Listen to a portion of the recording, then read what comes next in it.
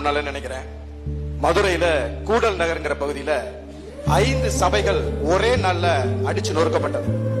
அது நடந்த அடுத்த நாள் காலையிலே நீங்க விமானத்துல பறந்து வந்து மதுரையில இறங்கி காலையில இருந்து மதியம் 3 மணி வரைக்கும் அந்த 5 சபைகளையும் வந்து பார்வையிட்டு அந்த மக்களுக்கு ஆறுதல் சொன்னீங்க. அதற்கு பிறகு ஜீசஸ் கால்ஸ்ங்கிற இடத்துல எல்லாரும் ஒருங்கிணைந்து நின்னாங்க. அந்த கூட்டத்திலையும் நீங்கள் கிறிஸ்தவர்களுக்கு ஆதரவா பேசுனீங்க.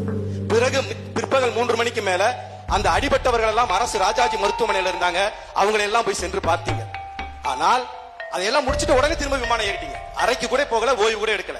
ஆனால் அப்படி நீங்கள் இந்த மக்களுக்காக விழுந்து விழுந்து அவர்கள் துயரப்படும் போது துன்பப்படும் போதெல்லாம் நீங்கள் நிற்கிறீங்க. ஆனால் இந்த அருட்தந்தையர்கள், இந்த பேராயர் ஆயர் பெருமக்கள் திருப்பலியில வாய் கூசாம ஒவ்வொரு தேர்தலும் 2019 இருந்து இப்ப முடிஞ்ச 2024 தேர்தல் வரைக்கும் திருப்பலியில அந்த ஆல்டர்ல திருப்பலி பீடத்துல